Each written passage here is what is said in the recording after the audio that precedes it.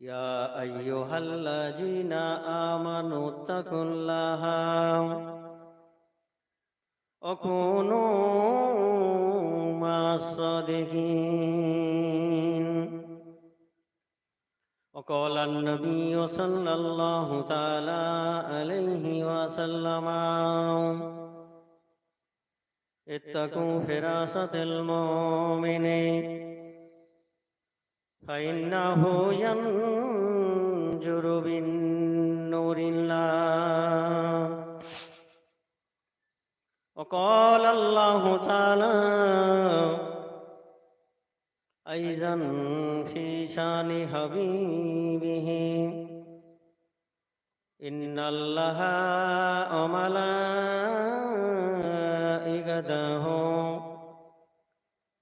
يصلون على النبي يا أيها الذين آمنوا صلوا عليه وسلموا تسليما. اللهم صل على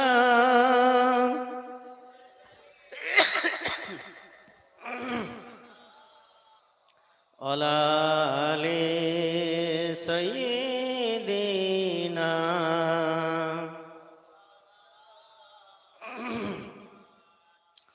এই পৃথিবী সৃষ্টি তোমার নামের ওসিলায়,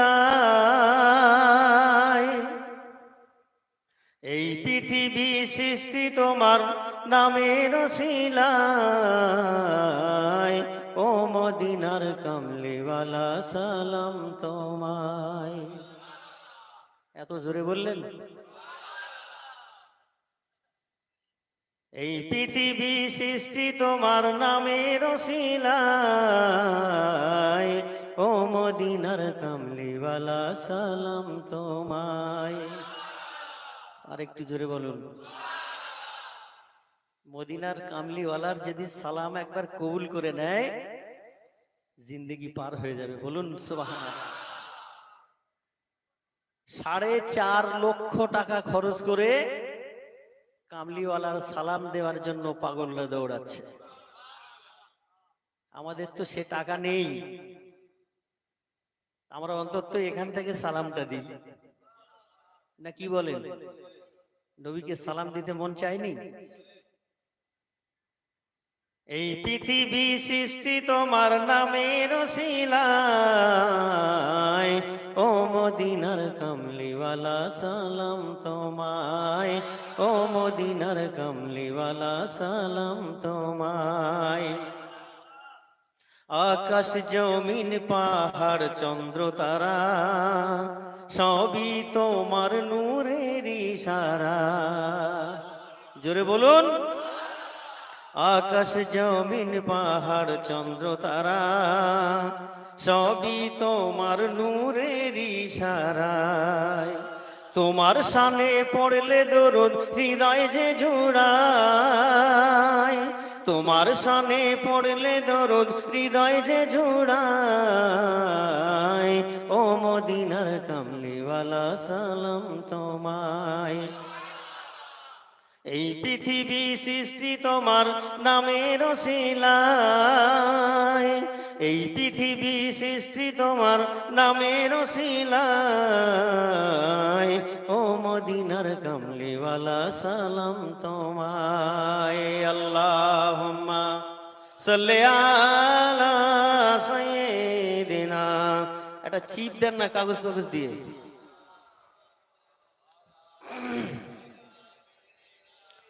মৌলানা মুহাম্মদ কি নূর খোদা পাঠিয়ে দিলেন ধরায়।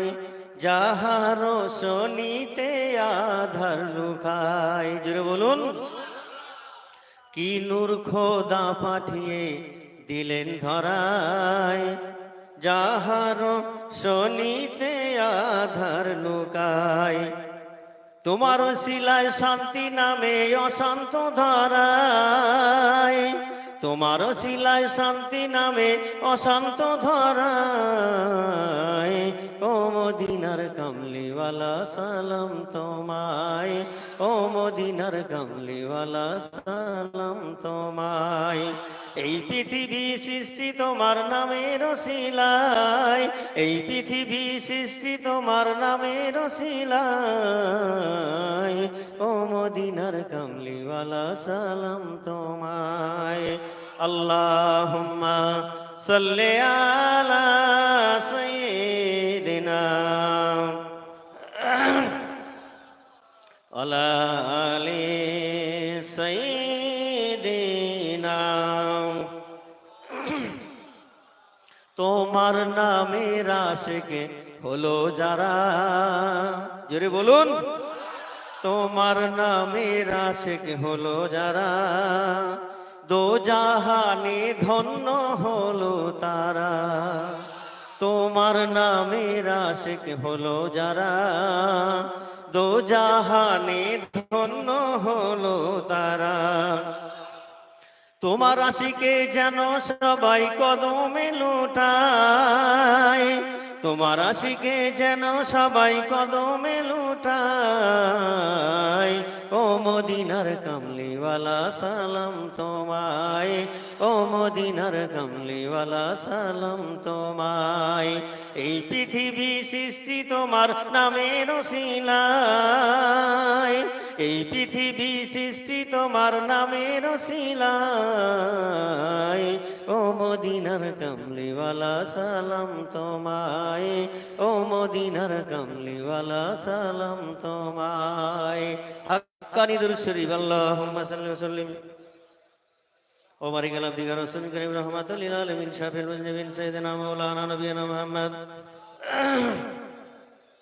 وعلى آله وعلى بيته أولاده وذرياته أزواجه وصحبه أوليائه أمته أجمعين كما صليت وسلمت وباركت ورحمت على سيدنا إبراهيم وعلى آل سيدنا إبراهيم إنك حميد مجيد। মুআজ্জাজ মুহতারাম উপস্থিত আল্লাহওয়ালা মুত্তাকি পরেজগার দিনদার ইমানদার ভাইয়েরা, পর্দার অন্তরালে ধার্মিক আমার স্নেহের পাত্রী মা ও ভগ্নীগণ, সবাইকে আমার মহব্বতপূর্ণ সালাম। আসসালামু আলাইকুম ওয়া রাহমাতুল্লাহি ওয়া বারাকাতুহু। শুকরিয়া সেই মালিকের দরবারে যে আল্লাহ পাক রব্বুল আলামিন এই জিলকদ মাসের শুভরাত্রিতে হাজী সেকেন্দার সাহেবের উদ্যাপনায় কামেল মুর্শিদের হুকুমে আজকে এই লালদিঘি, তো এটা এই লালদিঘিতে খাঁপাড়া, এই খানপাড়াতে জান্নাতের বাগিচায় আল্লাহ আমাদের আসার এবং বসার তৌফিক দান করেছেন। এর জন্য আমরা সেই মালিকের দরবারে কি করব? সেই মালিকের দরবারে কণ্ঠিত না করে বুলন্দ আওয়াজে আমরা সেই মালিককে খুশি করার উদ্দেশ্যে কালেমাত শুকর আদায় করি, বলি আলহামদুলিল্লাহ। তারই পরে পরে অগণিত অসংখ্য দরুদ ও সালাম নবীকুলের শিরোমণি আকায়ে মাদানী তাজদারে মদিনা আহমদ মুস্তফা মোহাম্মদ মুস্তফা মা আমিনার লাল মদিনার দুলাল মক্কার বাতি মদিনার জ্যোতি মোহাম্মদ রাসূলুল্লাহ সাল্লাল্লাহু আলাইহি ওয়াসাল্লামের উপর লক্ষ কোটি দরুদ ও সালাম বর্ষিত হোক। আমরা সকলে বলি আল্লাহুম্মা রাব্বানা আমিন। আমার ভাইরা, আমি পবিত্র কোরআন শরীফ থেকে একটি আয়াত তেলাওয়াত করেছি, যেটা আপনাদের জানা।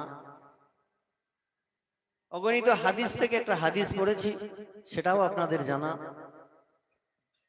আর আপনাদের যে এলেম আমল আছে, সে এলেম আমল আমার নেই। আলামর ফাওকাল আদব কামেল মুর্শিদের হুকুম পালনার্থে আপনাদের মতো নেককার আল্লাহওয়ালাদের সম্মুখে দাঁড়িয়েছি। আমার বলায় ভাষায় যদি ভুল হয়, আল্লাহর হস্তে আপনারা আমাকে ক্ষমা করবেন। আমাদের সামনে যে মাসটি উপস্থাপন চলছে সেটা রানিং হচ্ছে জিলকদ মাস। এই পরের মাস আসবে জিলহজ। তার পরের মাসের নামটা কি একটু বলেন তো শুনি।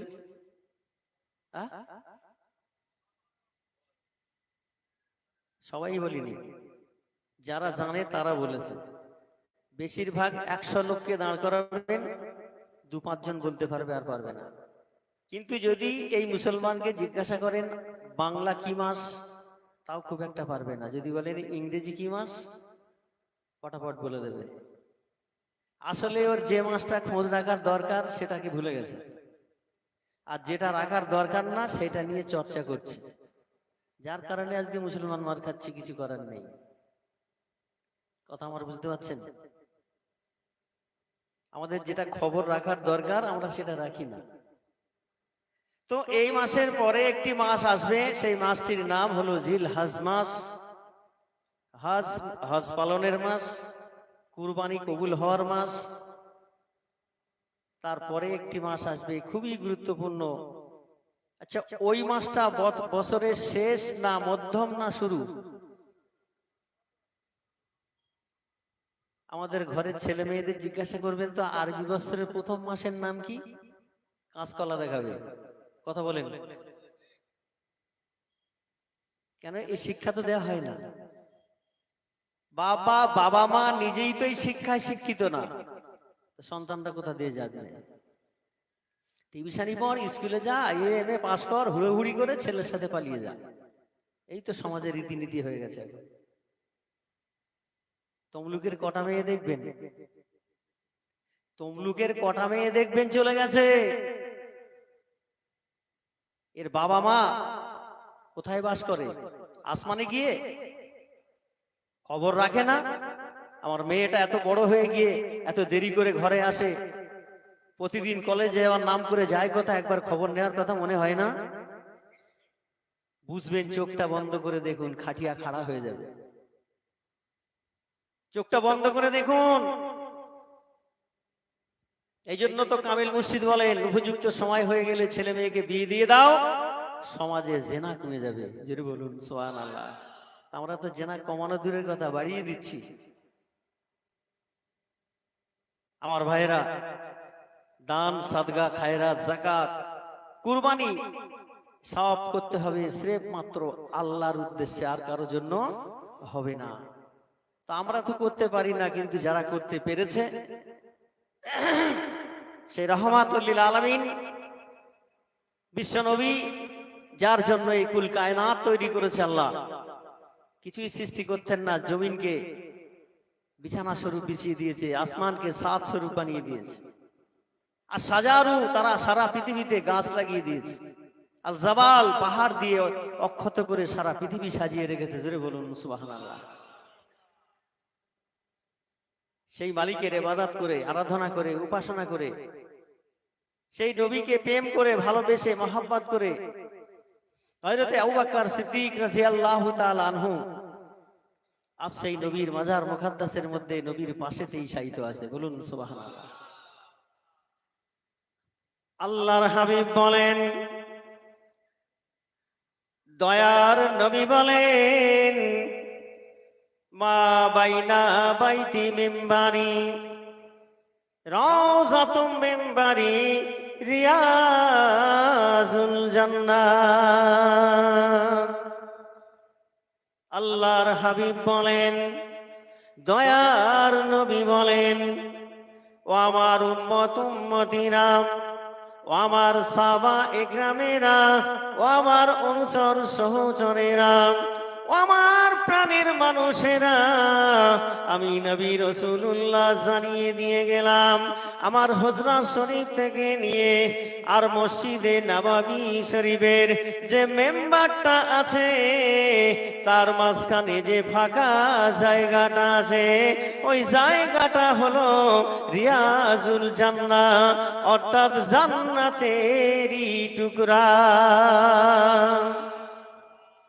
ও আমার উম্মতেরা, বাবে জিবরাইল গেট দিয়ে প্রবেশ করে রিয়াজুল জান্নাহর ভিতরে প্রবেশ করে যান। যেদিকে দেখবেন শুধু আল্লাহ পাকের ইয়াকিন যদি ঠিক থাকে, নবীর প্রতি আকীদা যদি ঠিক থাকে, ইমান যদি মজবুত থাকে, ওই রিয়াজুল জান্নার ভিতরে যখন আপনি প্রবেশ করবেন, যেদিকে দেখবেন ওই রিয়াজুল জান্নার ভিতরে যেন নিজের চোখে দেখতে পাবেন আরশে আজিম থেকে আল্লাহ পাকের নূর যেন ঝরে ঝরে রিয়াজুল জান্নার মধ্যে পড়ে। সেই দিলের তামান্না থাকতে হবে। আল্লাহ রাসূল বলেছেন, রিয়াজুল জান্নাহ এমন একটি জান্নাত, ওই জান্নাতের ভিতরে প্রবেশ করার পর 2 রাকাত নফল নামাজ আদায় করে বসে শুয়ে দাঁড়িয়ে যে কোনো অবস্থায় যদি তোমরা দোয়াটা করো, আমার আল্লাহর দরবারে দিনাত দেয়ার কবুল হয়ে যাবে। ও আমার ভাইরা, যুবকেরা, জওয়ানেরা, এই জন্য সাহাবায়ে কেরামগণ রাদিয়াল্লাহু তাআলা আনহুগণ সব সময় তারা পেরেশান হয়ে থাকতেন, কোন কাজে আল্লাহ খুশি হবে, কোন কাজে আমার নবী খুশি হবে। এই খুশির জন্য হযরতে আবু বকর সিদ্দিক রাদিয়াল্লাহু তাআলা আনহু যে মুর্শিদা সম্পূর্ণ হয়েছিল, এটা নামাজ পড়ে নয়, রোজা রেখে নয়, দান সাদকা করে নয়, খায়রাত করে নয়, যাকাত দিয়ে নয়। আবু বকর যে গুণটা দিয়ে নবীকে খুশি করতে পেরেছিল, সেই গুণ হলো নবীর প্রতি হযরতে আবু বকরের মহব্বত। আমার ভাইয়েরা, যুবকেরা, জওয়ানেরা, আজকে ইন্টারনেটে যারা দেখেন, যারা স্বচক্ষে গিয়ে দেখে এসেছেন, মক্কাতুল মুআজ্জামায় কোলাক টাওয়ারটা যে বিল্ডিং এর উপরে দাঁড়িয়ে আছে, ওই বিল্ডিং এর এরিয়ার জায়গাটা হলো আল্লাহর নবীর প্রাণ প্রিয় সাহাবী হযরতে আবু বকর সিদ্দিক রাদিয়াল্লাহু তাআলা আনহুর 30 বিঘা সম্পত্তি হারাম শরীফে দান করা আছে। তার মধ্যে 2টা মসজিদ বানানো আছে হযরতে আবু বকর সিদ্দিকের নামে। জোরে বলুন সুবহানাল্লাহ। বিরাট বড় বড় দুদিকে মসজিদ, মাঝখান দিয়ে রানিং সিঁড়ি বানানো আছে মুসল্লিদের ওঠার জন্য, ওই মসজিদে গিয়ে নামাজ পড়ার জন্য। একদিকে পানির ফোয়ারা করা আছে, আরব সরকার বাদশা সালমান এগুলো বানিয়ে দিয়েছে। জোরে বলুন সুবহানাল্লাহ। তারই একটু পাশে যদি চলে যান, ওমর ইবনে খাত্তাব রাদিয়াল্লাহু তাআলা আনহু, তারও মসজিদ হারামের মধ্যে আছে। একটু জোরে বলুন সুবহানাল্লাহ। তারা সব সময় চিন্তায় পড়ে থাকতেন, কোন কাজটা করলে আল্লাহ খুশি হবে, কোন কাজ করলে নবী খুশি হবে। আল্লাহ নবীর সাহাবীরা সেই কাজ করার জন্য সব সময় ব্যস্ত হয়ে থাকতেন। আমার ভাইয়েরা, যুবকেরা, জওয়ানেরা, আল্লাহর হাবিব দয়ার নবী আমার যখন এই কালেমার দাওয়াত দিতে মক্কা মুআজ্জামাতে শুরু করলেন, কুফারে কুরাইশদের সহ্য হলো না, সহ্য করতে পারল না। প্রতিটা পদে পদে আমার নবীর সঙ্গে বেয়াদবি করে, আমার নবীকে মারধর করে। তারপরেও দয়ার নবী বলেন, না না না, আমি আমার প্রেম দিতে কাউকে কমতি করব না। একটু জোরে বলুন সুবহানাল্লাহ। আল্লাহ পাক রব্বুল আলামিন খুশি হয়ে নবীর আদর্শটা এই পবিত্র কোরআনে ঘোষণা করে বলে দিয়েছেন, আমা আরসালনাকা ইল্লা রাহমাতাল লিল আলামিন।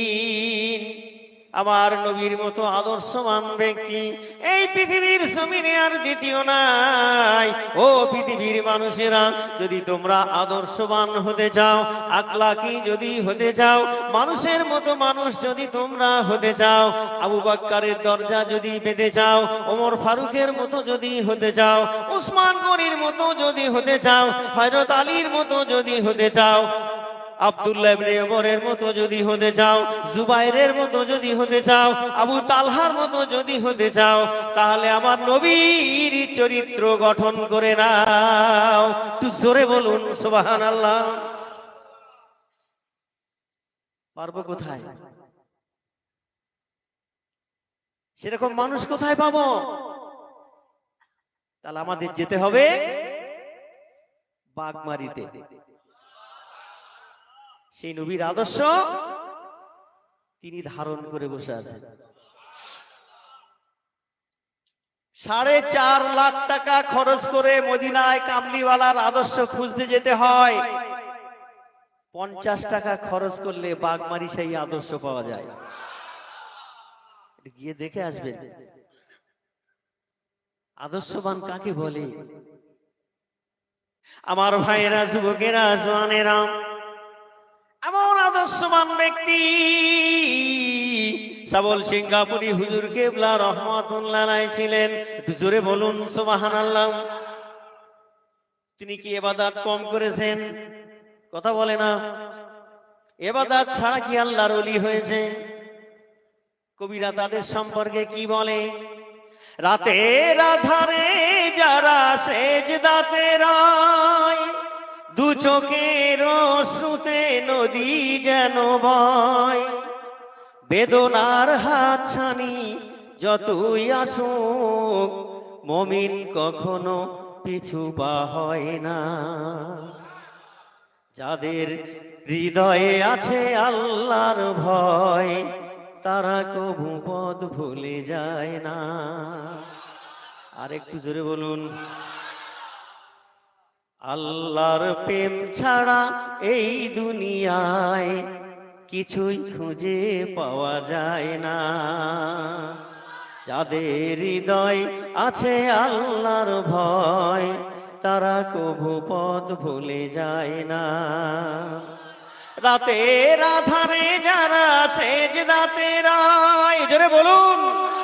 রাতের আধারে যারা সেজদাতে রয়, দু চোখের অশ্রুতে নদী যেন বয়, বেদনার হাতছানি যতই আসুক মুমিন কখনো পিছু পা হয় না। যাদের হৃদয় আছে আল্লাহর ভয়, তারা কবু পথ ভুলে যায় না। ও আমার ভাইয়েরা, ঈশার নামাজ একটু আগে আমরা শেষ করেছি। এই মজলিস বেশি সময় হবে না, একটা টাইম অনুযায়ী শেষ হয়ে যাবে। আখিরি দোয়া হয়ে যাবে, তাবারুক খেয়ে যে যার বাড়িতে চলে যাব। আমাদের বাড়িতে গিয়ে যে যার আরামের বিছানায় ঘুমিয়ে যাব।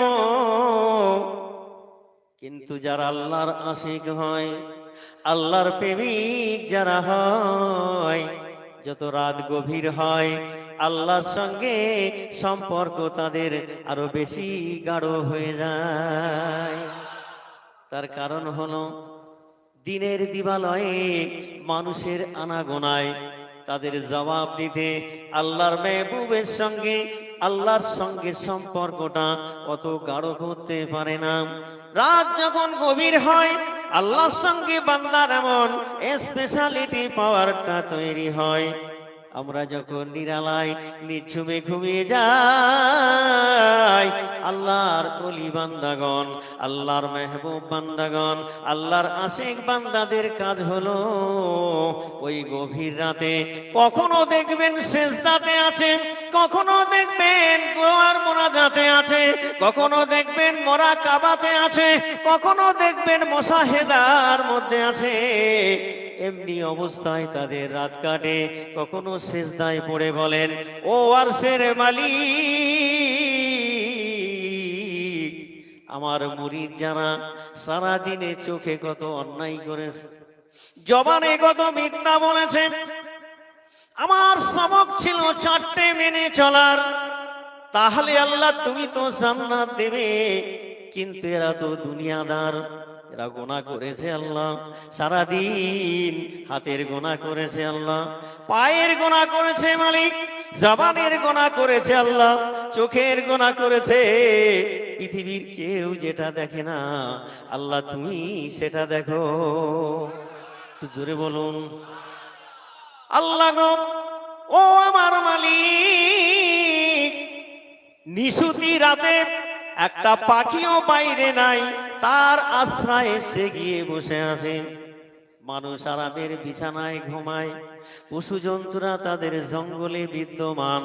আল্লাহ আমি তোমার মখলুকের মধ্যে একজন ব্যক্তি, আল্লাহ এই চারটি দেয়ালের মধ্যে আমি সিজদায় পড়ে তোমার দরবারে ফরিয়াদ করি মালিক, আমার মুরিদ মুতাক্ষিরেরা, আমার অনুচরেরা, আমার সহচরেরা সারা দিনে 24 ঘন্টার মধ্যে যা কিছু অন্যায় করেছে আল্লাহ, যা কিছু গুনাহ করেছে মালিক, আমি সিজদায় পড়ে আছি আল্লাহ, আমার চোখের পানিটা তুমি কবুল করে নাও, আমার মুরিদ মুতাক্কিরের তামাম জীবনের গুনাহগুলো মাফ করে দাও।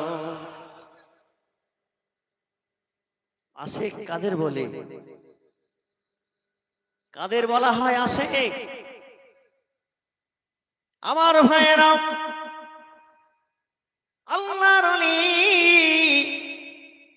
শ্রবণ সিঙ্গাপুরি রহমাতুল্লাহ আলাইহি, একটু চেপে আসেন তো, চেপে আসেন ভাই, আপনারা একটু দিকে সরে আসেন, আমার দিকে সরে আসেন।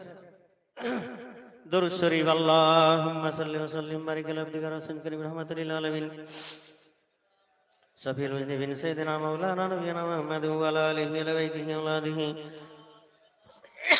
وجريات أزواجه وصحبه وأوليائه وأمته أجمعين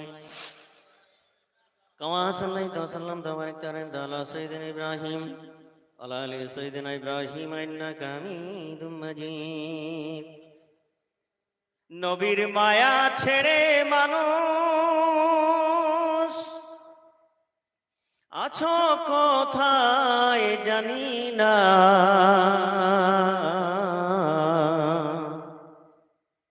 নবীর মায়া ছেড়ে মানুষ আছো কোথায় জানি না, তোমার মায়ায় কান্দে নবীজি শুইয়া সোনার মদিনায়। আল্লাহ হুম্মা সাল্লি আলা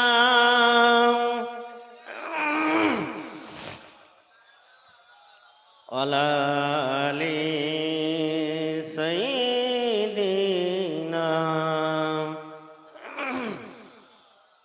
নবীর রওজা শরীফ দেখে মন ভরে না, নবীর রওজা শরীফ দেখে মন ভরে না, দিদার দাও গো শাহে মদিনা। রাত্রে ছেলে মেয়েরা কানে ওয়াকম্যান দিয়ে কি শোনে? গান শোনে। আর ওই গান শোনা অবস্থায় যদি মৃত্যুবরণ করে, হাসরটা হবে শয়তান ইবলিসের সাথে। আর যদি নবীর আশেক হয়ে অন্তত একটা গজল যদিও কানে দিয়ে ঘুমায়, রসুল যদি কবুল করে নেয়, হাসরটা আল্লাহ রসুলের সাথে হবে। আমরা এগুলো করব না। নবীর রওজা শরীফ দেখে মন ভরে না, নবীর রওজা শরীফ দেখে মন ভরে না, দিদার দাও গো শাহে মদিনা, দিদার দাও গো শাহে মদিনা। সবাই যদি এটা বলেন, দিল খুশি হবে নাকি অশান্তি হবে? তাহলে সবাই বলেন না, নবীর রওজা শরীফ দেখে মন ভরে না, নবীর রওজা শরীফ দেখে মন ভরে না, দিদার দাও গো শাহে মদিনা, দিদার দাও গো শাহে মদিনা। আরশের মেহমান দান করেছেন আল্লাহ, কত শান কত মান মোর কামলিওয়ালা, আরশের মেহমান করেছেন আল্লাহ, কত শান কত মান মোর কামলিওয়ালা, কত শান কত মান মোর কামলিওয়ালা। ও গো মদিনাওয়ালা, ও গো মদিনাওয়ালা, কর গো করুণা দিদার দাও গো শাহে মদিনা, দিদার দাও গো শাহে মদিনা। নবীর রওজা শরীফ দেখে মন ভরে না, নবীর রওজা শরীফ দেখে মন ভরে না, দিদার দাও গো শাহে মদিনা। জালিম মারক দেখিলে এক নজর নূরেতে ঝলমল করবে ভিতর, জালিম মারক দেখিলে এক নজর নূরেতে ঝলমল করবে ভিতর, নূরেতে ঝলমল করবে ভিতর। ও গো রউফুর রহিম, ও গো রউফুর রহিম, দয়া করো না দিদার দাও গো শাহে মদিনা, দিদার দাও গো শাহে মদিনা। নবীর রওজা শরীফ দেখে মন ভরে না, দিদার দাও গো শাহে মদিনা। পৃথিবীর যত জায়গায় যতবার গিয়েছি, কম বেশি দুঃখ মনে পেয়েছি, পৃথিবীর যত জায়গায় যতবার গিয়েছি, কম বেশি দুঃখ মনে পেয়েছি। নবীর রওজায় গেলে দুঃখ থাকে না, বাগ মারি গেলে চিন্তা থাকে না, দিদার দাও গো শাহে মদিনা, দিদার দাও গো শাহে মদিনা। নবীর রওজা শরীফ দেখে মন ভরে না, নবীর রওজা শরীফ দেখে মন ভরে না, দিদার দাও গো শাহে মদিনা। আমার ভাইয়েরা, যুবক জনেরা, কুফারের কুরাইশ আল্লাহর নবীকে এত যন্ত্রণা দেয়, আল্লাহ পাক রব্বুল আলামিন বার্তাবাহক পাঠিয়ে দিলেন, জিবরাইল চলে যাও, আমার হাবিবকে গিয়ে বলে দাও, আমার নবী, দয়ার নবী আমার মক্কাতুল মুআজ্জামায় এত কষ্ট করেছে, আমি আল্লাহ তাআলা আমার নবীকে আর কষ্ট করতে দেব না। জিবরাইল, আমার নবীকে এখন একটু শান্তি দিতে চাই। ও মালাইকা জিবরাইল, চলে যাও, আমার হাবিবকে গিয়ে বলো আর যেন দেরি না করে এখান থেকে রওনা দিয়ে মক্কাতুল মুআজ্জামা থেকে আমার হাবিব যেন মদিনায় হিজরত করে চলে যায়। ওই মদিনার পূর্বের নাম ছিল ইয়াসরিব। আল্লাহ পাক রব্বুল আলামিন বলেন, হাবিব, আর ওই ইয়াসরিব নামে আর প্রচলন থাকবে না, সারা পৃথিবীর মানুষ জানবে সোনার মদিনা। ওই মদিনার কথার অর্থ হলো শান্তির শহর। জোরে বলুন। আমার ভাইয়েরা, ও যুবকেরা, জওয়ানেরা, ও পর্দানশিনী মা ভগ্নীগণ, জিবরিল আমিন এসে বলেন, ইয়া রাসূলুল্লাহ, হিজরত করে বেরিয়ে চলে যান, আর দেরি করবেন না, আল্লাহর পয়গাম এসেছে। আল্লাহর হাবিব দয়ার নবী জানালাটা একটু খুলে দেখেন, কুফারে কুরাইশরা একজন আরেকজনের পিঠের সঙ্গে লাগিয়ে মুখটা দুদিকে করে, একটা হাতে তলোয়ার নয়, দুটা হাতে দুটা করে তলোয়ার নিয়ে দাঁড়িয়ে আছে। আল্লাহর নবীর হজরা মোবারকটা চতুর্দিকে ঘিরে এমনি করে পিঠের সঙ্গে পিঠ লাগিয়ে আছে। আল্লাহর নবী যেন কোনো অবস্থায় পালিয়ে যেতে না পারে, বাঁচানোর মালিককে। এই বিশ্বাস আমাদের আছে। আমার ভাইয়েরা, ও যুবকেরা, জওয়ানেরা, ও পর্দানশিনী, আমার মা ও ভগ্নীগণ, আল্লাহ পাক আল্লাহর হাবিবকে এত ভালোবাসেন, এত মহব্বত করেন। আল্লাহর নবী দো জাহানের বাদশা বলেন ভাই জিবরাইল, তারা তো পিঠের সঙ্গে পিঠ লাগিয়ে দাঁড়িয়ে আছে, একটা হাতে তলোয়ার নয়, দুটা করে তলোয়ার, আমি কেমন করে যাব? আল্লাহ পাক রব্বুল আলামিন বলেন, হাবিব এক মুষ্টি বালি হাতে নাও, জোরে বলুন, দোয়া একটা পড়ে নাও। ওই দোয়াটা পড়ে তুমি তোমার সামনের দিকে বালুটা ছিটিয়ে দাও। আমি আরশের মালিক কি করতে পারি হাবিব তুমি জানো না। বালি ছিটিয়ে দিলেন, সাহাতুল ওযু, এই দোয়াটা পাঠ করে আল্লাহর হাবিব দো জাহানের বাদশাহ সামনের দিকে বালুটা ছুড়লেন। আল্লাহ পাকের কুদরতি ক্ষমতায় দু পিস করে বালি, একটা করে দুটো চোখে দুটো করে বালির দানা সমস্ত কাফেরদের চোখে চোখে আমার আল্লাহ পৌঁছে দিলেন। যেই না বালুর কোনা ঢুকে গেল, চোখের মধ্যে অস্থিরতা দেখা দিল, সমস্ত কাফেরের হাত থেকে তলোয়ার ফেলে দিয়ে যে যার চোখ মুলতে লেগে গেল। আল্লাহ পাক বলছেন, হাবিব এই সুযোগে বেরিয়ে যাও। আর একটু জোরে বলুন, ও আমার হাবিব, পৃথিবীর কোন মানুষ আমি আল্লাহ যদি বেইজ্জতি করি, তার সম্মান কেউ দিতে পারবে না। আর যদি আমি সম্মানের উচ্চ শিহরে আহরণ করাই, সারা পৃথিবীর মানুষ চেষ্টা করলেও তাকে পারবে না। তবে সময় সময় কিছু লাঞ্ছনা ভোগ করতে হবে, সময় সময় সবর করতে হবে, জানতে হবে এটা আল্লাহ পাকের ফয়সালা, বান্দার ঈমানের পরীক্ষা। শত্রু পেছনে আছে, সব সময় আগেও ছিল, এখনো আছে, থাকবে। এই শত্রুর হাত থেকে বাঁচার জন্য আল্লাহ পাক রব্বুল আলামিন বলেন, মুমিনদের কাজ হলো বিপদে আপদে মুসিবতে পেরেশানিতে সব সময় মুমিন তার মস্ত বড় হাতিয়ার হলো ধৈর্য ধারণ করা। এর মতো জীবনে ব্যস্ত আর কিছু নাই।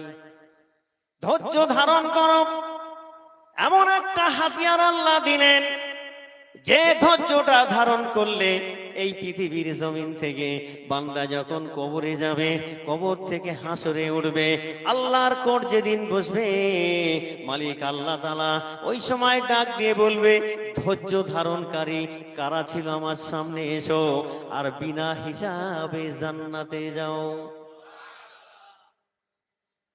ও আমার ভাইরা, ও যুবকেরা, জওয়ানেরা, আল্লাহর নবী যখন প্রস্তুতি নিচ্ছেন, আল্লাহ রাসূলের হুজরার মধ্যে ছিল তার জামাতা হযরতে আলী রাদিয়াল্লাহু তাআলা আনহু।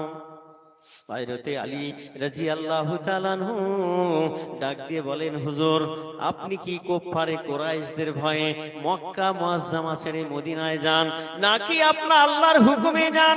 আল্লাহর হাবিব বলেন, ও বাবা আলী, আমি নিজের ইচ্ছাতে যাই না।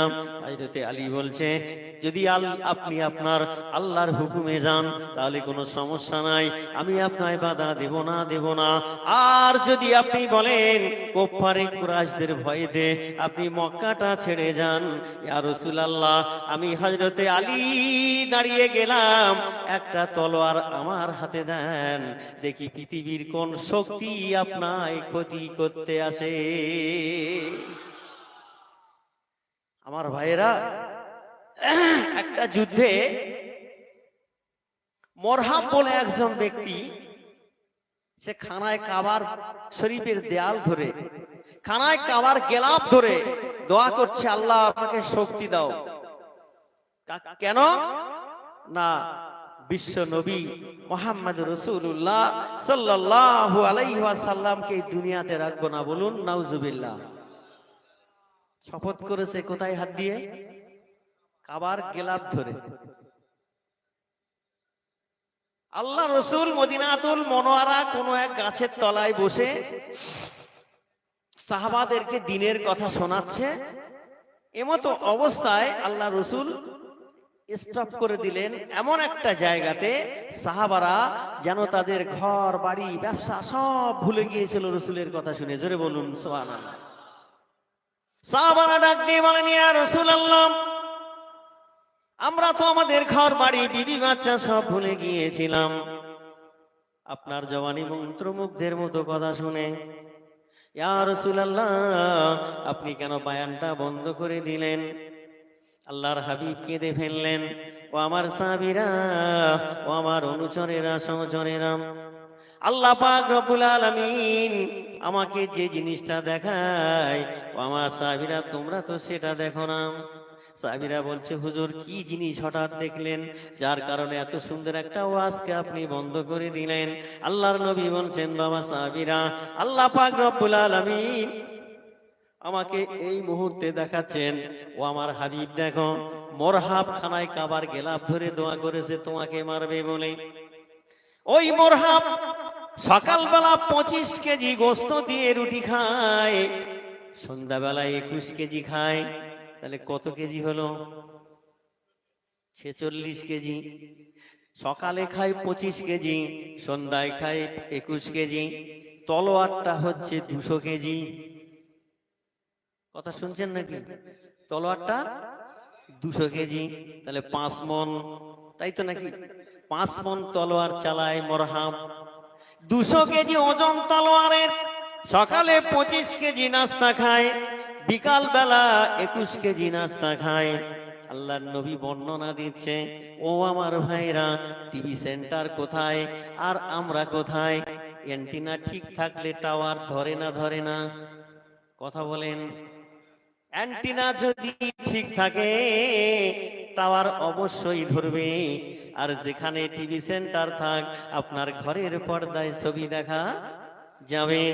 আল্লাহর সঙ্গে নবীর এমন কানেকশন, আল্লাহ পর্দার মতো নবীর সামনে দেখায়। ও আমার হাবিব দেখো দেখো, ও আল্লাহর ওলি তোমরাও দেখো, তোমাদের সামনে আমি উপস্থাপন করলাম। তোমার মুরিদ কোথায় বিপদে আছে, ও হাবিব তোমার সাহাবী কোথায় আছে, ও আমার হাবিব তোমার জন্য ইসলাম ধ্বংস করার জন্য কে কোথায় আসছে, আমি আল্লাহ তোমার সামনে তুলে ধরলাম। আল্লাহ রসুল বলছে, খাবারটা এত খায়, তলোয়ারের ওজন এত, এখন ওর সঙ্গে মোকাবেলা কে করবে? ও বাবা আবু বকর, ও বাবা উমর, বাবা উসমান, ও বাবা আলী। কেউ রাজি হয় না, কেউ রাজি হয় না। হযরতে আবু বকর সিদ্দিক রাদিয়াল্লাহু তাআলা আনহু, হযরত ওমর ফারুক রাদিয়াল্লাহু তাআলা আনহু বলেন, হুজুর আপনি যে তলোয়ারের ওজনটা বলেছেন, এত খাবার সে খায়, আমরা তো 2-3 দিনেও একবার খাই না, ওর সঙ্গে মোকাবেলা করব কেমন করে? ও আমার ভাইরা, ও যুবকেরা, জওয়ানেরা,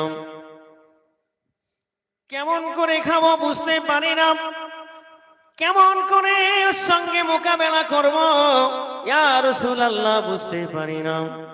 আল্লাহর নবী বলছে, সাহাবীরা তাহলে কি ও তো আসছে 5000 সেনাবাহিনী নিয়ে ইসলাম মুছে দেওয়ার জন্য, আমরা কি হাত গুটিয়ে বসে থাকবো?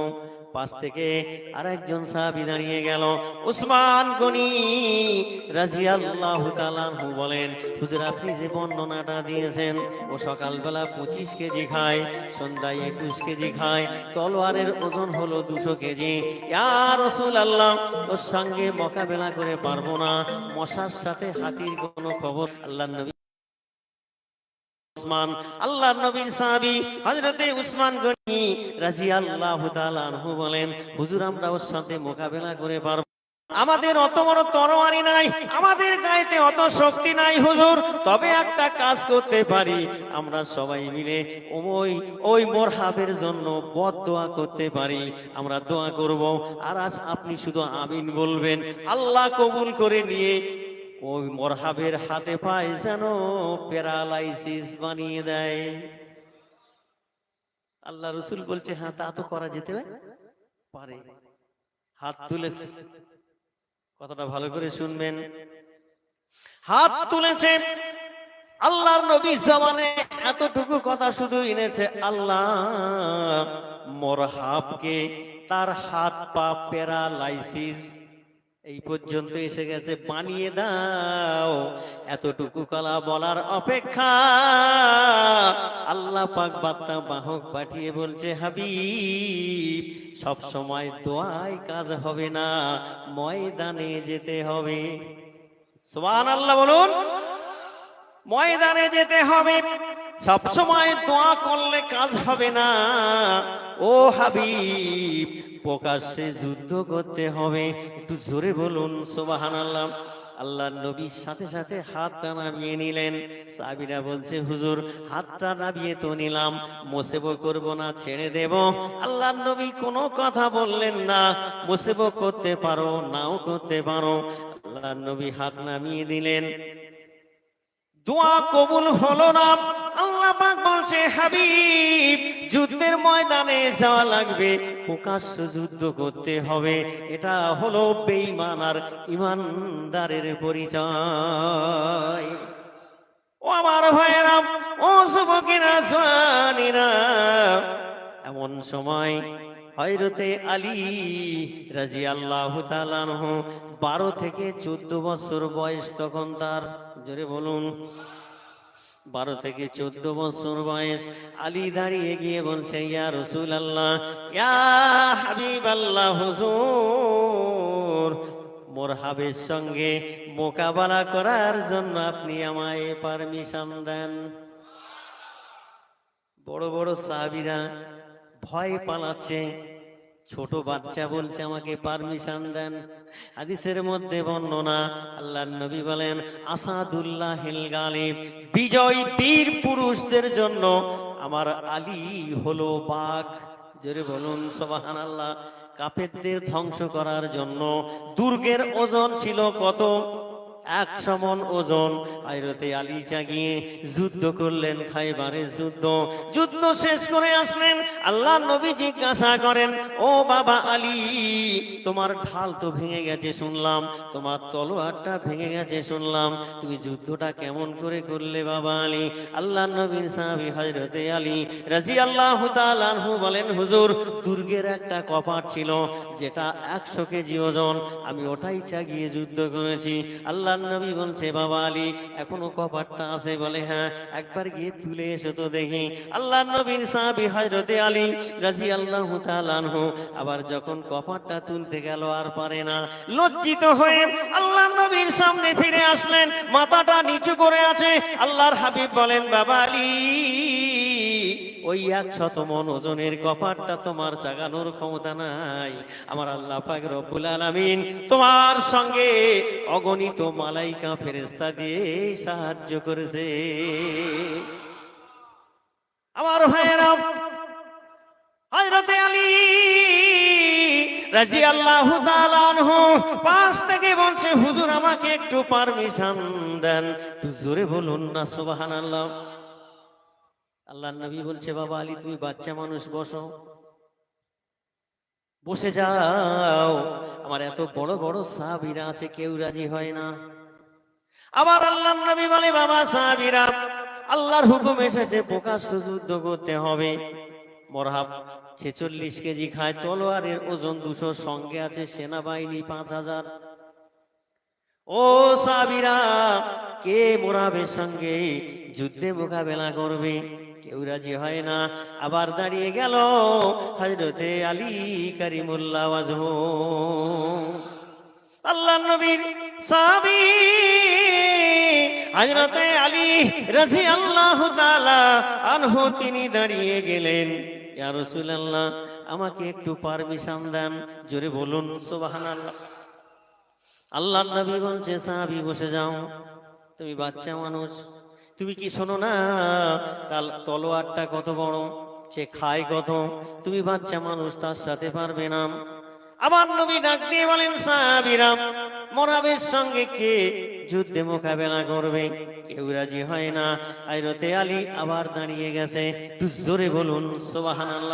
হযরতে আলী রাদিয়াল্লাহু তাআলা আনহু আবার দাঁড়িয়ে গিয়েছেন, ইয়া রাসূলুল্লাহ, ইয়া হাবিবাল্লাহ, হুজুর আমার হাতে একটা তরবারি দেন, আমাকে একটু পারমিশন দেন, আমি মোরহাবের সঙ্গে যুদ্ধে যাব।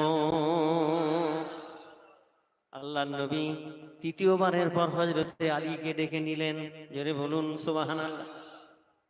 হযরতে আলী রাদিয়াল্লাহু তাআলা আনহুকে ডেকে নিজের বুকের সঙ্গে লাগালেন, জোরে বলুন সুবহানাল্লাহ। কপালে চুমা দিলেন, মুখে চুমা দিলেন। আল্লাহর নবী দুজাহানের বাদশা নবী মুহাম্মদ রাসূলুল্লাহ সাল্লাল্লাহু আলাইহি ওয়াসাল্লাম একটা চাদরের পট্টি কোমরে বেঁধে দিলেন, কিন্তু তলোয়ার নাই।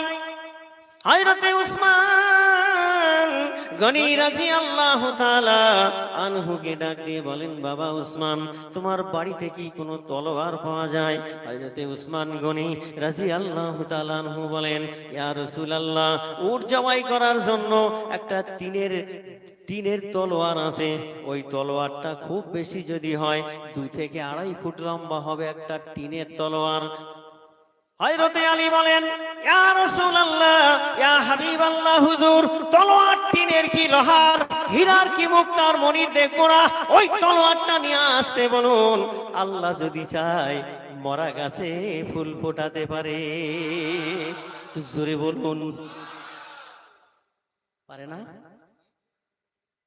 উসমান গনি দৌড়ে চলে গেল, 2.5 ফুটের টিনের তলোয়ার, 30 ইঞ্চি তলোয়ারটা আলীর হাতে দিলেন। হযরতে আলী রাদিয়াল্লাহু তাআলা আনহু বলেন, ইয়া রাসূলুল্লাহ, আপনি একটু দোয়া করে দেন, জোরে বলুন সুবহানাল্লাহ, আপনি দোয়া করে দেন, আমি হযরতে আলী মোরহাবের সঙ্গে যুদ্ধে গেলাম। আল্লাহর হাবিব দয়ার নবী দোয়া করে দিলেন। টিনের তলোয়ার 2.5 ফুট 30 ইঞ্চি লম্বা একটা টিনের তলোয়ার হযরতে আলীর হাতে দিলেন। জোরে বলুন সুবহানাল্লাহ। এই তলোয়ারটা নিয়ে আল্লাহর নবী বলছে, বাবা আলী, ও বাবা আলী, এই টিনের তলোয়ারটা নিয়ে চলে যাও, তোমাকে আমি আল্লাহ হালাই করে দিলাম, আল্লাহ অবশ্যই বিজয় দান করবে। সঙ্গে কোনো বাহিনী নাই, সেনাবাহিনী নাই, 3 দিনের ক্ষুধার্ত হযরতে আলী, পেটে খাবার নাই, বয়স তখন 12 থেকে 14 বছর। একটু জোরে বলা যাবে না সুবহানাল্লাহ? 2.5 ইঞ্চি 2.5 ফুট টিনের তলোয়ার নিয়ে হযরতে আলী নবীর দেওয়া কোমরে চাদর বাঁধা চলে গেল। ময়দানে চলে যাওয়ার পর মোরহাব এসে দাঁড়ালো, তার তলোয়ারটা তার মাথার সমান উঁচু।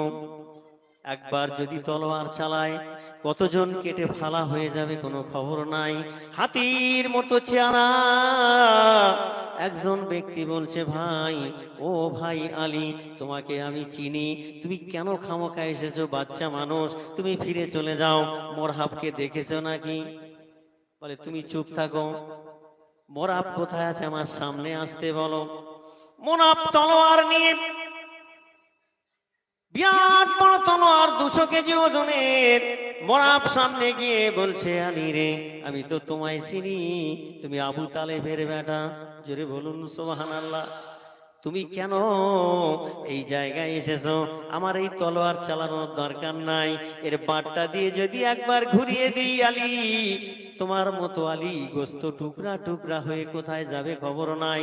এই মোমেন্টে হযরতে আলী রাদিয়াল্লাহু তাআলা আনহু সাথে সাথে মোরহাবের সামনে তার ওই টিনের তলোয়ারটা দিয়ে একটা লম্বা দাগ কেটে দিলেন।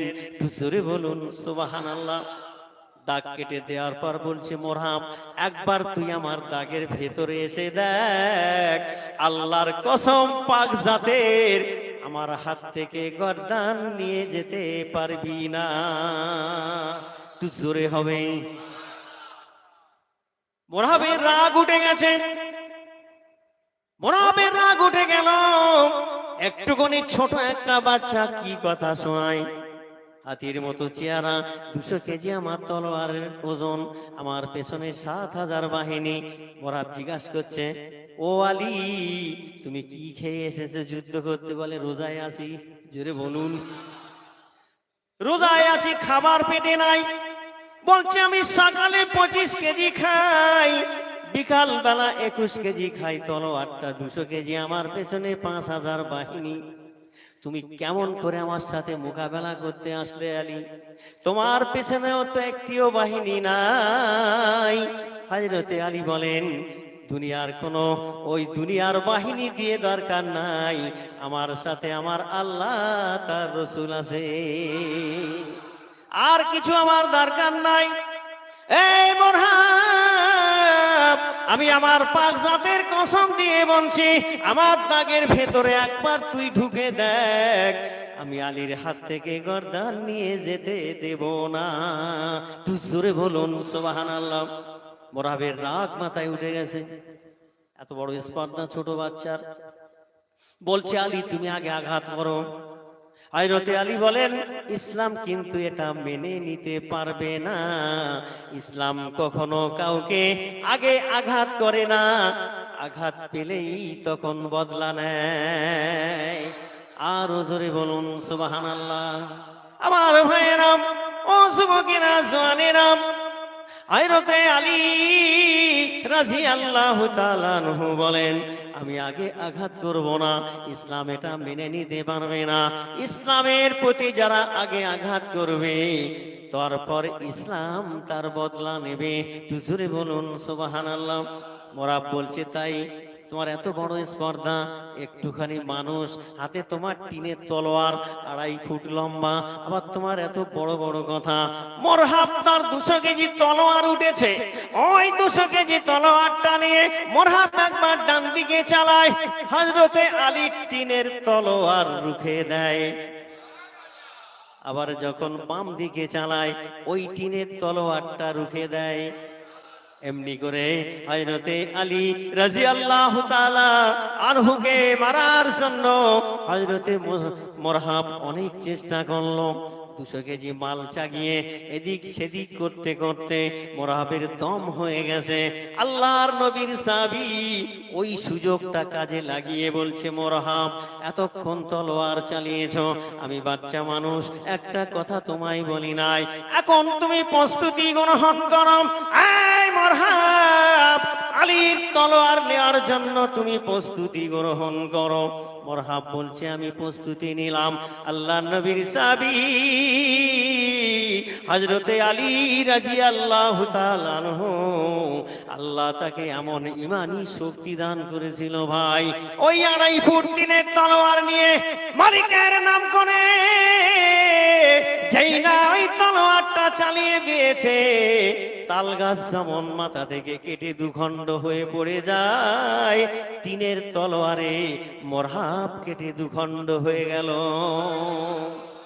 কিতাবের মধ্যে লেখা, এত জোরে তলোয়ারটা মেরেছে হযরতে আলী, তার হাতে তলোয়ার 2.5 ফুট জমিনের ভেতরে ঢুকে পাট পর্যন্ত চলে গেছে।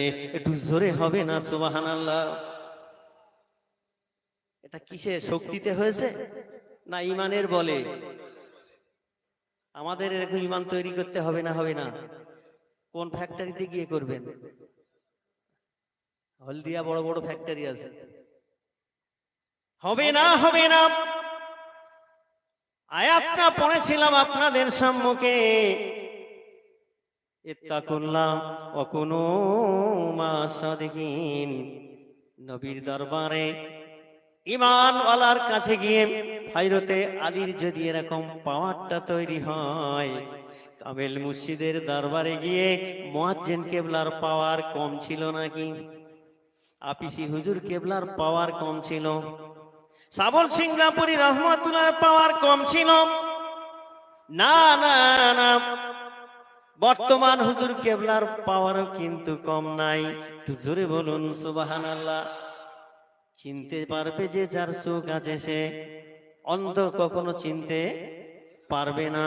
এই জন্য করে বলি ভাই, আল্লাহওয়ালার সহবতে যান, তার আদেশগুলো মেনে চলুন, পরিপূর্ণভাবে তার হুকুমগুলো মেনে চলার চেষ্টা করুন।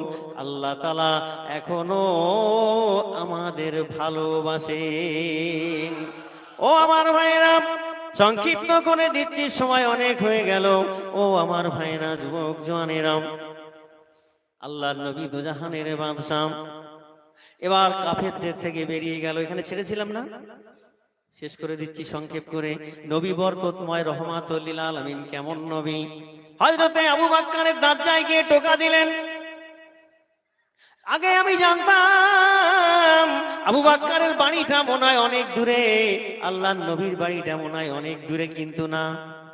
আল্লাহর নবী হযরত আবু বকরের বাড়িটা পায়ে হেঁটে যদি, এখন তো কত রকমের ব্যবস্থাপনা, তখন তো এরকম ছিল না, খুব বেশি যদি সময় লাগে 5 থেকে 7 মিনিট লাগবে। একটু জোরে বলুন সুবহানাল্লাহ। এতটুকু ডিস্টেন্সের ভিতরে আল্লাহর নবী থাকেন এক জায়গায়, হযরতে আবু বকর থাকেন আর এক জায়গায়। আল্লাহর নবী এসে শুধু ডাক দিয়েছে, আবু বকর বলছে লাব্বাইকা সাদাইকা। ডাক দিতে দেরি, দরজা খুলতে দেরি করে না। আল্লাহর হাবিব, এই ঘটনা আপনারা জানেন, আমি পুরো বলবো না।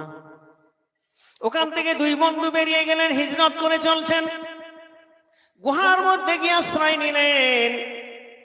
3 দিন অবস্থান করলেন, যেটাকে বলা হয় গারে সোর। আল্লাহ তাআলা পাহাড়টা এত কালো করে দিল কেন?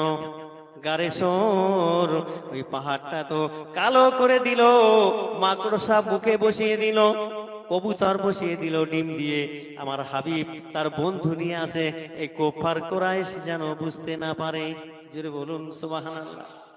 ও আমার ভাইরা, যুবক জওয়ানেরা, 3 দিন পর নবী আমার মক্কাতুল মুআজ্জামা থেকে আর মদিনাতুল মুনাওয়ারা, আপনি এক্সপ্রেস বাসে, দ্রুতগামী বাসে যদি মক্কা থেকে মুআজ্জামা থেকে যদি মদিনা শরীফে যান, 120 কিলোমিটার থেকে বাসের গতি 130 কিলোমিটার, রাস্তার ম্যাপ হলো 490 কিলোমিটার। জোরে বলুন, 6 ঘন্টা মিনিমাম সময় লাগবে। বাসের গতি 120 কিলোমিটার বেগে বাসটা দৌড়াবে, আপনি বুঝতে পারবেন না। মদিনাতুল মুনাওয়ারায় পৌঁছাতে কম বেশি 6 ঘন্টা যদি সময় লাগে, ওই রাস্তাটা আমার নবী বড় বড় পাহাড় পার করে করে মদিনাতুল মুনাওয়ারা মসজিদে কুবায় এসে পৌঁছাতে কতদিন লেগেছিল? এত সহজ মনে করো না রে ভাই। এই তমলুক এলাকায় দিনটা এত সহজে আসে নাই। আমার ভাইয়েরা, যুবক জওয়ানেরা, 3 দিন পর আল্লাহর নবী ওখান থেকে বেরিয়ে হযরত আবু বকরকে নিয়ে চলছেন। মরুভূমি এখনো আছে, সেই মরুভূমি, ধুধু ময়দান, রাস্তা শুধু পরিষ্কার, মানুষজনের কোনো খবর নাই। মাঝে মাঝে খেজুরের বাগান দেখতে পাওয়া যাবে। বিরাট বড় বড় পাহাড়, সরকার পাহাড়গুলো কেটে দুদিক দিয়ে 2 লেন করে রাস্তা বানিয়েছে, বাকি পাহাড়গুলো দুদিকে জমা করা আছে। 2 মিনিট যাবেন একটা করে বিরাট বড় বড় পাহাড়। ওই পাহাড়ের নিচে দাঁড়িয়ে যদি আপনি মাথা দেখতে চান, আপনার মাথার টুপি খুলে পড়ে যাবে। আল্লাহর নবী ওই পাহাড় পেরিয়ে পেরিয়ে মদিনায় এসেছিলেন। ও আমার ভাইয়েরা, হযরতে আবু বকর সিদ্দিক রাদিয়াল্লাহু তাআলা আনহু বলেন, দয়ার নবীর নামে আল্লাহ পবিত্র কোরআনে বলেছে, ওমার সালনাকা ইল্লা রাহমাতাল লিল আলামিন। নবী যে বরকত, আমি আবু বকর নিজের চোখে দেখি।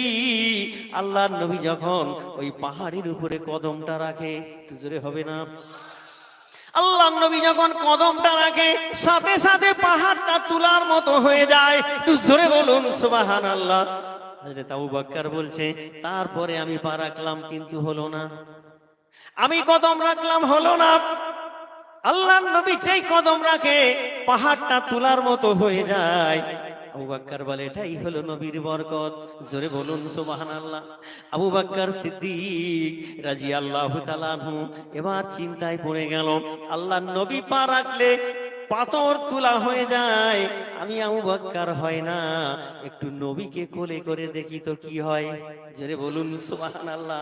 আল্লাহর নবী হযরত আবু বকর সিদ্দিক রাদিয়াল্লাহু তাআলা আনহু আল্লাহর রাসূলকে কোলের মধ্যে নিয়ে এবার যেই না পাথরে পা রেখেছে, নবীর বরকতে আবু বকরের পায়ের নিচের পাথরও নরম হয়ে গেছে।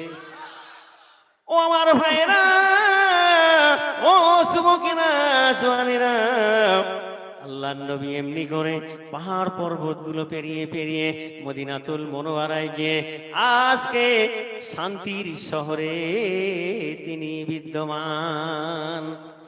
আজ তার আদর্শ সারা পৃথিবীর মুসলমানের মুখে মুখে। জোরে বলুন সুবহানাল্লাহ। পাহাড় অতিক্রম করে যেতে যেতে হযরত আবু বকর সিদ্দিক রাদিয়াল্লাহু তাআলা আনহু বলেন, হুজুর আর হাঁটতে পারছি না। বলে কেন? পেটে বড় ক্ষুধা, কয়েকদিন তো খাবার নাই হুজুর। আল্লাহর নবী বলছে দেখো না বাড়ি পাওয়া যায় কি? মরুভূমিতে কোনো বাড়ি আছে? কথা বলে না। মরুভূমিতে কোনো বাড়ি নাই। আবু বকর এদিকে দেখলেন, ওদিকে সেদিকে দেখলেন, কোনো বাড়ি ঘর নাই। ইয়া রাসূলুল্লাহ, মরুভূমিতে আমার বাড়ি কোথা থেকে আসবে? বরকতের নবী কাকে বলে? আল্লাহর নবী বলছে বাবা আবু বকর আমার কাছে এসো। হযরত আবু বকর সিদ্দিক রাদিয়াল্লাহু তাআলা আনহু যেই না নবীর হাতের রেঞ্জের মধ্যে আসলো, আল্লাহর নবী মুখের সামনে হাতটা ধরলেন, হাতটা সরিয়ে বলছে আবু বকর দেখো। আবু বকর দেখে একটা বাড়ি দেখা যায়। ও আবু বকর সিদ্দিক রাদিয়াল্লাহু তাআলা আনহু, দৌড়ে যাও, দৌড়ে যাও, ওই বাড়িতে কারা আছে একটু দেখো। আবু বকর সিদ্দিক রাদিয়াল্লাহু তাআলা আনহু দৌড়ে দৌড়ে গিয়ে দেখে বাড়ির সামনে লেখা আছে ইহুদির বাড়ি। আবু বকর বলছে না, মরে যাব, ইহুদির মাল খেতে রাজি না, আমরা খেতে রাজি। কথা বলে না। না কি কি না বলছেন? ইহুদির বাড়ির খেতে রাজি না, তার মালটা খেতে রাজি। এখন যে ইহুদির প্রোডাক্ট গুলো মার্কেটে বিক্রি হচ্ছে, কারা খাচ্ছে সেগুলো? না বলছেন যে Thums Up, Coca Cola, Pepsi, Mirinda, Mountain Dew, Horlicks, এগুলো কারা খাচ্ছে? হাজারো আইটেম ইসরায়েলের বর্জন করতে হবে মুসলমান হলে। জোরে বলুন। যথাসাধ্য চেষ্টা করুন, ইসরায়েলি প্রোডাক্ট আমরা গ্রহণ করব না। কেন? আমার এই স্বজাতি ভাই মা বোনদের, কচি কচি শিশু বাচ্চাদের প্রতি তারা নিপীড়ন ভাবে তাদের প্রতি অনাচার অত্যাচার করে বুলডোজার দিয়ে তাদেরকে দুনিয়া থেকে বিদায় করে দিচ্ছে। আর তাদের মাল পণ্য আমরা কিনে খেয়ে তাদের টাকা দিয়ে সাহায্য করছি আমার জাতিকে মার। কথা বুঝে আসছে? লাইফ বয় সাবান, ডাব সাবান, সব ওদেরই প্রোডাক্ট। খুব ভালো করে মাখো মুসলমান। বর্জন করবেন, পণ্যগুলো দেখে নেবেন, যতটা পারবেন এড়িয়ে চলার চেষ্টা করবেন। আমার ভাইয়েরা, ইহুদির বাড়ির মাল গ্রহণ করব না। ফিরে আসলেন, আল্লাহর নবী বলছেন ও বাবা হযরতে আলী কি ব্যাপার? বলছে হুজুর খেয়ে কাজ নাই, চলেন এগিয়ে যাই। কি ব্যাপার? বলছে ওটা ইহুদির বাড়ি হুজুর, খাবো না। আল্লাহর নবী বলছেন ইহুদির বাড়ি হয় হোক, কোনো অসুবিধা নাই, আগে দেখো বাড়ির মধ্যে কি আছে। গিয়ে দেখে একজন মহিলা বসে আছে, একটা তক্তপোষ পাতা, তার নিচে আছে একটা ছাগলের বাচ্চা। ও বাচ্চাটা দিয়েছে কে? ভুল বুঝবেন না, ভালো করে ওয়াজটা শুনবেন। মাওলানা ওয়াজ করছে পেঁয়াজ খাওয়া হারাম। কি খাওয়া? পেঁয়াজ। পেঁয়াজ খাওয়া হারাম। এখন যে অর্ধেক ঘুমিয়ে আছে আর অর্ধেক জেগে আছে, ও শুনেছে পেঁয়াজ খাওয়া হারাম। অশান্তি লাগবে না? লাগবে না? এরকম ওয়াজ যেন শুনবেন না আমার ভাইয়েরা, ও যুবকেরা, জওয়ানেরা। বেশি সময় লাগবে না, 5-7 মিনিটের মধ্যে ছেড়ে দেওয়ার চেষ্টা করছি আমার ভাই। গিয়ে দেখেন মহিলা বসে আছে, একটা ছাগলের বাচ্চা, এখনো দাঁড়াতে পারে না, 2-3 দিন। ফিরে এসে বলছে, হুজুর একজন মহিলা বসে আছে তক্ত বসে তলায়, একটা ছাগলের বাচ্চা, সে এখনো দাঁড়াতে পারে না, এখনো দাঁড়াতে পারে না। আল্লাহর নবী বলছে, যা ওই মহিলাকে গিয়ে বলো ছাগলের বাচ্চাটা আমার মাওলা দিয়েছে, ওই বাচ্চাটা দিতে বলে, একটু দুধ পান করে দিয়ে দেব। সুবহানাল্লাহ বলে না? ওই বাচ্চা দুধ দেবে? কথা বলে না। সে এখনো ব্যালেন্সে দাঁড়াতে পারে না, সে কি দুধ দেবে? গিয়ে বলছে, মা তোমাদের ছাগলের বাচ্চাটা একটু দাও, বাচ্চা তোমার দুধ দেবে আমার আল্লাহ। জোরে বলুন সুবহানাল্লাহ। ও মা একটু বাচ্চাটা দাও, আমরা দুধ পান করে ফেরত দেব। মহিলা বলছে, পাগল তো অনেক দেখেছি, কিন্তু কোন কোয়ালিটির পাগল? এই বাবা তোমার নাম কি? বলে আবু বকর। ওই যে ব্যক্তিটা দাঁড়িয়ে আছে, মনে হলো যেন আসমানের চন্দ্র জমিনে নেমে এসেছে। ওই ব্যক্তিটাকে, ও আবু বকর, ওই ব্যক্তিটাকে একটু বলো। নবীর সাহাবী হযরতে আবু বকর সিদ্দিক রাদিয়াল্লাহু তাআলা আনহু বলেন, উনি হলেন রাহমাতুল লিল আলামিন। বাচ্চাটা কোলে করে এনে আবু বকরের কাছে দিলেন। আমি সংক্ষেপ করে দিচ্ছি, পুরো ঘটনা বলতে গেলে সময় লাগবে। বাচ্চাটা কোলে করে আবু বকরকে দিলেন।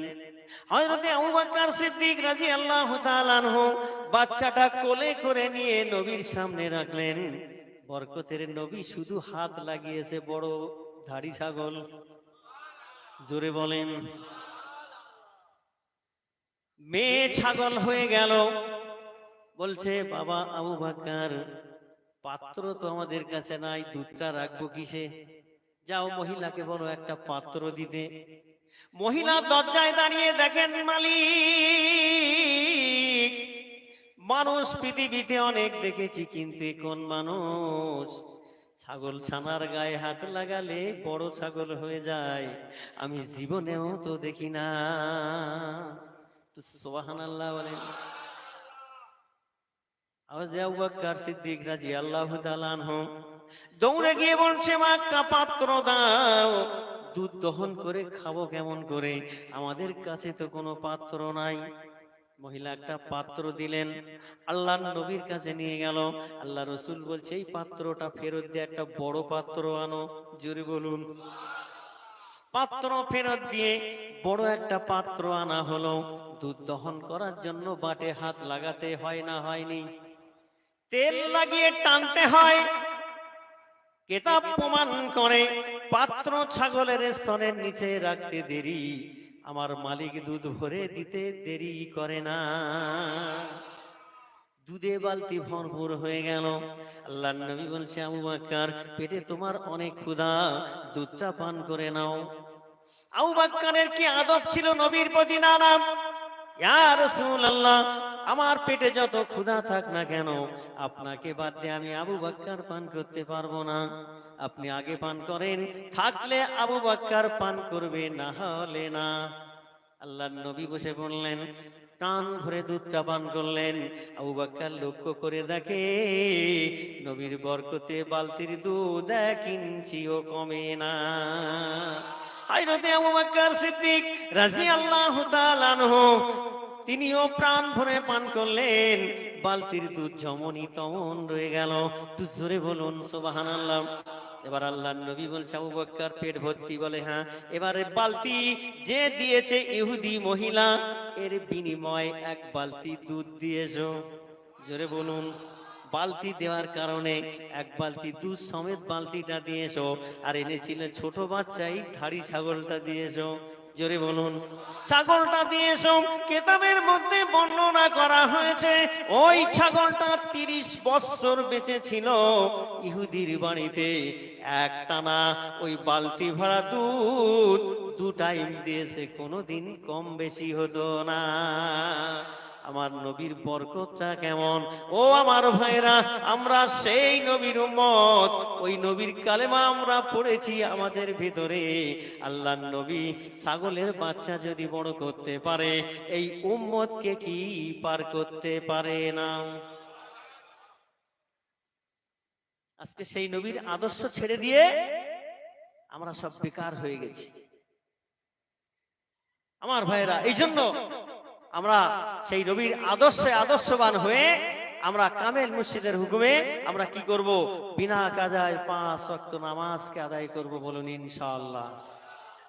কোরআন পড়বেন, তার সাথে সাথে এই কোরআনের ওয়াজিফার আমলটা আমরা করব, বলুন ইনশাআল্লাহ।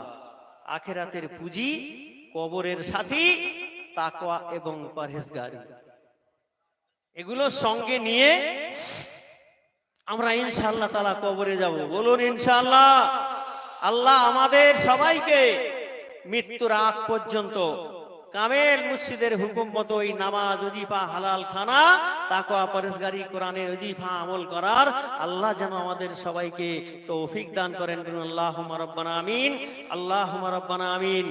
আর উল্টা পাল্টা গান বাজনা না শুনে নবীর শানে 2-1টা গজল বলবেন। ঘুম আসছে না, যদি নবী কবুল করে নেয় বেড়া পার হয়ে যাবে, বলুন সুবহানাল্লাহ। প্রেম আগুনে জ্বলে মরি ওহে রাব্বানা, আমি যাহার প্রেমের পাগল, সে তো মদিনায়।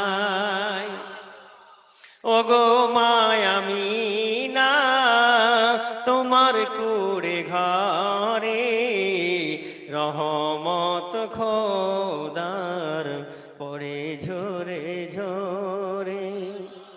তুমি যে খোদার হাবিব নবী কামলিওয়ালা, তোমাকে রসূল করে পাঠাইলেন আল্লাহ।